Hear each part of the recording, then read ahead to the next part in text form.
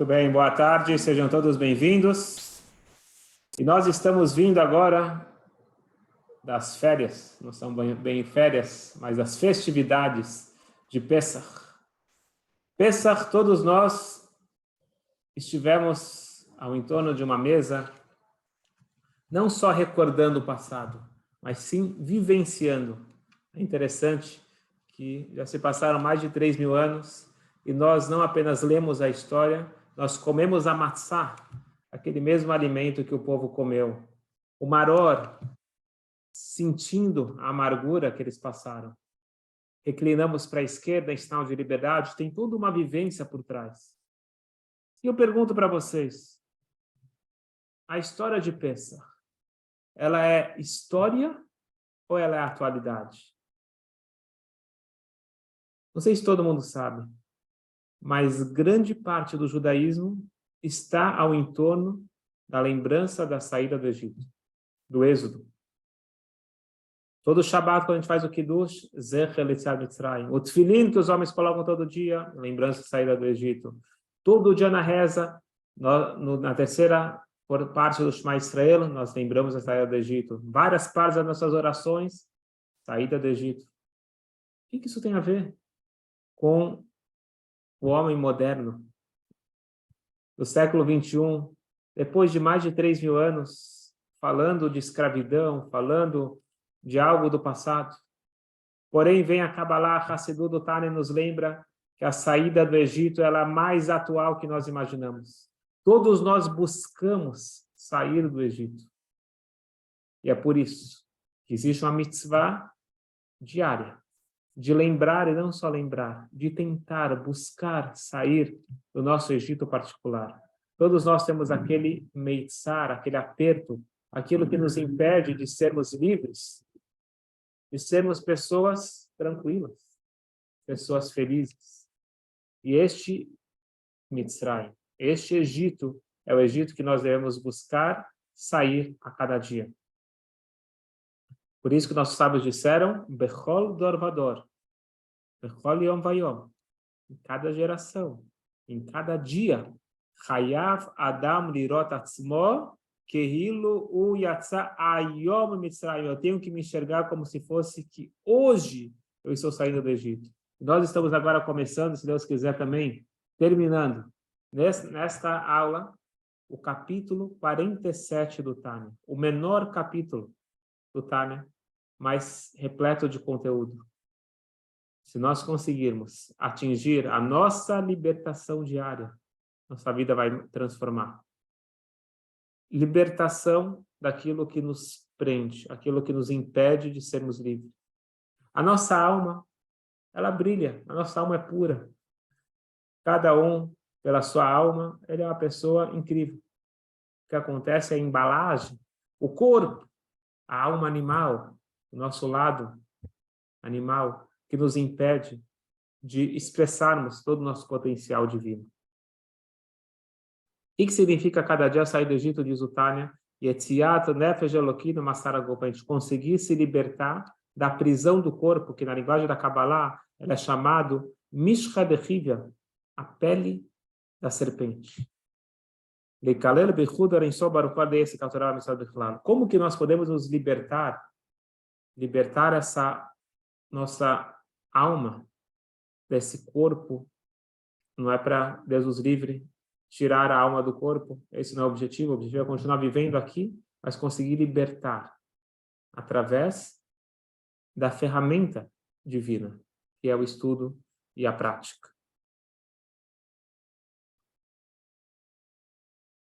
O Bifrad, Bekabalat, Malchut Shamayim, Bikrat Shamayim, principalmente ao receber sobre si o jugo divino no Shema Israel. Quando a gente fecha os olhos e fala Hashem Elokeinu, Hashem Echad. Hashem é o nosso Deus, Hashem é um. Apesar de toda essa diversidade, apesar de existir a alma animal, apesar de existir tudo que encobre e impede da divindade brilhar, Deus continua sendo um e único.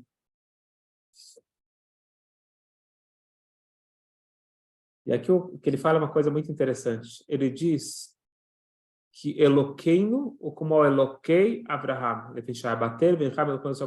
Qual que é a intenção mística que nós temos que ter quando nós falamos Deus é o nosso Deus? Temos que lembrar de Abraham Avinu, como Abrão, o patriarca, ele escolheu Deus, ou ele encontrou Deus como Criador do mundo. Nós temos que agradecer e lembrar de Abraham, e isso vai nos dar muitas forças. O que tem a ver Abraham com a nossa vida? Na verdade, quem somos nós para se comparar com Abraham? Abraham, um patriarca, um tzadik, um justo? Eu estou muito longe disso. Veio o Tânia e ele inverte a situação. Nós estamos numa situação muito mais avançada, muito melhor do que o primeiro. Abraham, vamos lembrar a história dele. Abraham, ele nasceu numa casa totalmente contrária à noção de Hashem Eloqueino, que Hashem é o Criador do mundo. O pai dele era idólatra. O pai dele vendia idolatria. O pai dele estava pronto a matar o seu próprio filho, porque o filho começou a acreditar em Deus só. Esse era o pai de Abraham. Terra. Abraham, com 3 anos, ele percebeu que tinha algo mais. Ele olhou para o céu e viu o sol. Falou, será que o sol é o Criador? Passou mais um tempo, o sol se pôs, veio a lua. Será que a lua? Então é Deus. E aí depois chegou amanhã, a lua se foi e falou, eu não sei quem é, mas uma coisa eu sei. Yesh balabait lebirá zu. Existe um Criador, existe um chefe, existe alguém organizando esse universo tão perfeito. Ele foi desenvolvendo até que com 40 anos, ele chegou para um grau de maturidade que ele começou a espalhar o monoteísmo. Depois, com 48 anos, ele chegou num outro nível, mas só com 75 anos que Deus se revela para ele.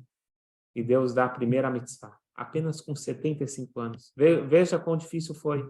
E depois disso não foi fácil. Ele passou por inúmeros testes. E só com 99 anos ele recebeu a orientação para fazer o pacto, o Brit Milá. A vida dele não foi fácil. Foi muita dedicação, muito esforço. E nós temos uma vida muito mais fácil, por quê? Porque Abraham já abriu o caminho. Vou contar para vocês uma história. O autor do Shulchan Aruch, o Código de Leis, primeiro que codificou, desculpa, não foi o primeiro, o que codificou o Shulchan Aruch, que é usado até hoje como a base da lei judaica, uma vez ele estava estudando uma passagem do Maimônides, que foi, sim, o grande codificador que veio antes dele, e ele tinha dificuldade de entender. Ele não conseguiu entender. Nós, às vezes, quando a gente entende uma coisa, a gente vai, continua a nossa vida e está tudo certo. Mas pessoas muito elevadas, eles não conseguem continuar a vida se tem uma passagem da Torá que eles não entenderam. Eles vão quebrar a cabeça, vão se esforçar e vão pedir ajuda de Deus para poder ter um entendimento. E assim foi, Rabi Yosef Karo, ele se esforçou, até que durante a noite ele teve a revelação. Tem um anjo que revela segredos da Torá, se a pessoa realmente se esforça muito, todo um processo para você chegar para esse nível. E ele finalmente entendeu essa passagem do Maimônides que ele estava com dificuldade. Dia seguinte, ele está dando em Tzfat, onde ele morava, no norte de Israel, e ele escuta um aluno comum estudando a mesma passagem que ele estava com dificuldade. Ele parou para escutar e viu o que ele leu. E com tranquilidade, ele deu a mesma explicação que o rabino conseguiu só com muito esforço. E ele, não é uma questão de ego, mas uma questão que ele falou, calma aí, o que está acontecendo? Para mim isso é uma coisa tão difícil, eu precisei me esforçar tanto, eu precisei consultar Deus, o anjo, para conseguir ter essa explicação. Ele ficou triste, ele ficou chateado. Só que o Rav Yosef Karo, ele tinha um professor especial. Esse professor ele chama de Magid, o orador, mas na verdade a gente sabe que era um anjo. Era um anjo que estudava com ele. E ele pergunta, Magid, Por quê? Por que aconteceu isso? O Maguito falou, calma, fica tranquilo. Aquele rapaz só entendeu no teu mérito. Já que você se esforçou, você quebrou a cabeça, você chegou a níveis espirituais tão elevados até que você conseguiu a explicação, você trouxe aquilo para o mundo. Uma vez que você trouxe para o mundo, está acessível para todos. Avraham Avinu, Patach et Atzinor. Avraham, o primeiro patriarca, ele abriu as comportas espirituais e trouxe espiritualidade para o mundo. E por isso que para nós é muito mais fácil. Hoje, o menino judeu faz o Brit Milá com 8 dias. Ele não teve que passar por todo o processo que Abraham teve que passar para chegar aos 99 anos, quase 100 anos, para poder ter esse Brit. O Brit ele é feito desde o nascimento. Por quê? Isso é no mérito de Abraham. Abraham ele começou, ele já abriu o caminho, e isso é passado de geração em geração por herança.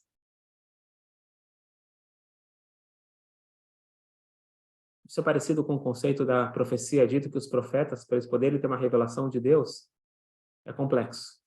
É muito esforço. Ele tem que estar num nível muito elevado, e mesmo na hora da revelação, ele não conversa com Deus assim, de uma forma normal, vamos chamar assim. Ele só consegue receber a revelação de Deus deitado no meio do sonho, ou que ele não está numa situação muito consciente, exceto Moshe Rabbeinu, mas normalmente é assim que funcionam as profecias. Mas uma vez que ele recebeu a profecia, ele repete a profecia, e agora uma criança pode falar, ele já tem acesso ao mesmo conteúdo, mas para poder trazer essa informação do céu para a terra, é muito difícil. Mas uma vez que ela já veio para a terra, qualquer um pode ter acesso sem muito esforço. Por isso, que quando nós queremos nos conscientizar do presente que nós temos, que é essa alma, e da aparente dificuldade, que é expressar essa alma, nós temos que lembrar que Eloqueino, lembrar que alguém já começou, alguém já fez o trabalho difícil, não só alguém, começando com Abraham, inúmeras gerações, para nós é muito mais fácil. É só querer. Basta querer. Tem que ter um pouco de esforço. Tem que querer, porque quando você quer, você consegue. Precisa querer.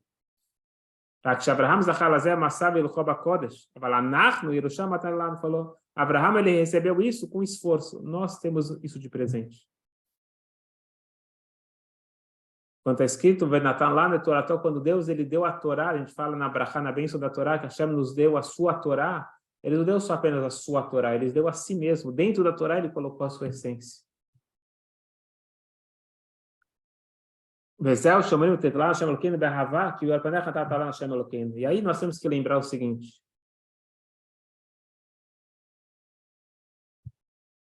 Nós não podemos viver do passado.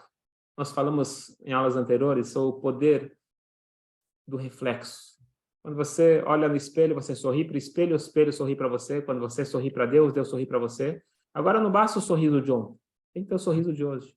A cada dia Deus ele demonstra o seu amor incrível, nos criando, nos dando vida, nos dando saúde, nos dando tudo que nós temos. A cada dia Deus ele demonstra o seu amor e nós precisamos demonstrar a cada dia esse amor.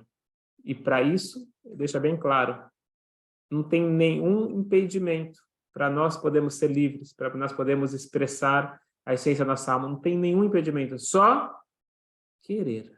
Razón. O que move o ser humano é a vontade. Eu preciso querer. Se eu quero, eu consigo. Mas aqui entra o Tânia. Porque para eu querer, eu preciso entender também. Preciso saber qual que é o valor para poder querer aquilo.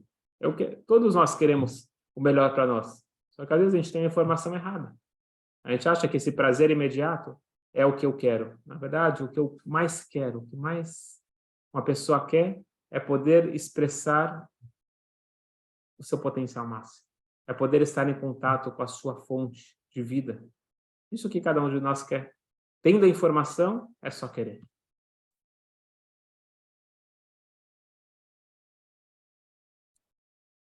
O Rab Meir Premishlan era um grande tzadik, mais ou menos 250 anos atrás, 280. Na cidade que ele morava, em Premishlan, tinha uma mikve, uma casa de banho ritual, mas essa mikve, para chegar lá, precisava passar por uma montanha que no inverno ela ficava ou com neve, ou com barro, com lama. Era impossível você subir. Todo mundo que tentava subir era muito íngreme, escorregava, se machucava.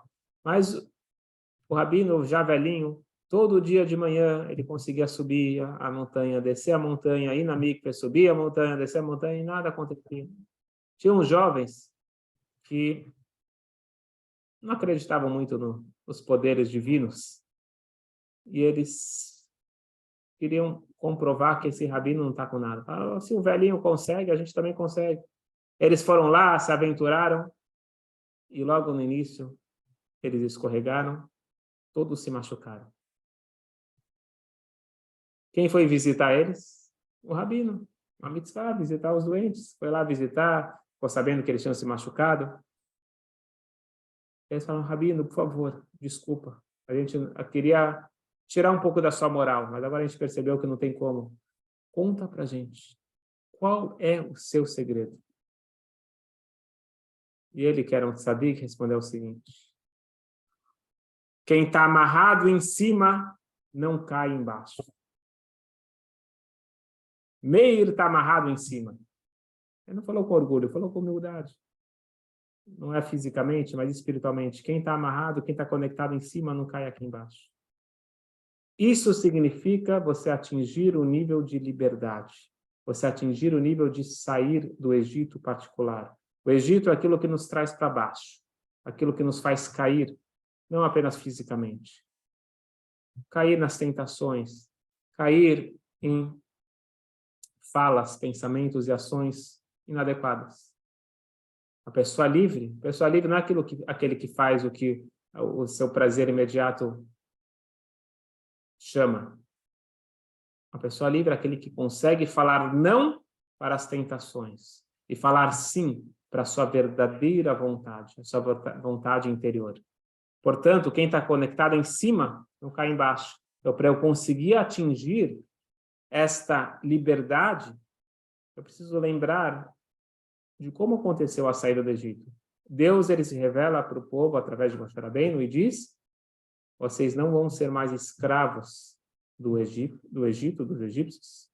Vocês serão os meus servos. Calma aí. Eu estou trocando de patrão? Não. Para você conseguir ser um homem livre, você precisa ser um homem conectado com cima, com em cima. Precisa ser aquele que dá expressão para a sua alma. E isto não é escravatura, isso não é prisão, isto é liberdade. Uma vez um jovem falou para o seu professor, que estava tentando explicar para ele como que isso era liberdade, ele falou: rabino, não concordo nada disso, eu sou muito mais livre fazendo o que eu quero. Aí está cheio de regras. E o homem, aí o rabino falou: o que você gosta de fazer? Não, eu gosto de tocar violino. Aí o rabino falou: posso ver o teu violino? Aí ele emprestou um violino caro, não sei se eram os Stradivarius, mas era um violino caro. E o rabino pegou e começou a soltar, puxar assim para soltar as cordas. Rabino, o que você está fazendo? Você está estragando meu violino. Não. Eu vou dar liberdade para as cordas. Coitada delas, elas estão presas. Falou: rabino, você não entende de nada. Se elas não estiverem presas, não sai o som. Ah, meu jovem, a gente não está preso, não sai o som da nossa alma. Isso não é prisão, isso é o que possibilita a nossa maior expressão de todas. Portanto, sair do Egito significa se conectar com algo muito maior, se conectar com a nossa fonte. Sair do Egito é dizer não para a alma animal, dizer não para os prazeres imediatos do corpo e dizer sim para as ferramentas que me conectam com Hashem. Isso vai explicar por que os nossos sábios juntaram 3 porções da Torá e criaram o famoso Shema Israel. O Shema Israel ele tem 3 parshiot: Ve'ahavta, Ve'ayah e Vayomer. São lugares diferentes na Torá. Por que juntaram os 3? Então, dizem nossos sábios, porque tem mitzvah de você ler o Shema todo dia, como está escrito claramente na primeira porção do Shema, na segunda porção do Shema tem que ler ao deitar e ao levantar, mas a terceira porção não está falando sobre o Shema, está falando sobre a lembrança da saída do Egito. Por que colocar os dois juntos? Diz a Kabbalah, assim traz aqui o Tânia, porque os dois têm o mesmo conceito. Ler o Shema é para se conscientizar que Hashem Elokeinu, Hashem Echad, que Deus ele é um e Deus é a única realidade do mundo. Sair do Egito significa incorporar essa realidade. Por isso que eles estão juntos, porque eles têm o mesmo objetivo. Incorporar dentro de nós essa conexão máxima com a nossa essência, conexão da alma com Hashem. Na prática, todo dia nós temos que sair do Egito. Temos que buscar todo dia progredir. Temos que buscar todo dia se espiritualizar mais.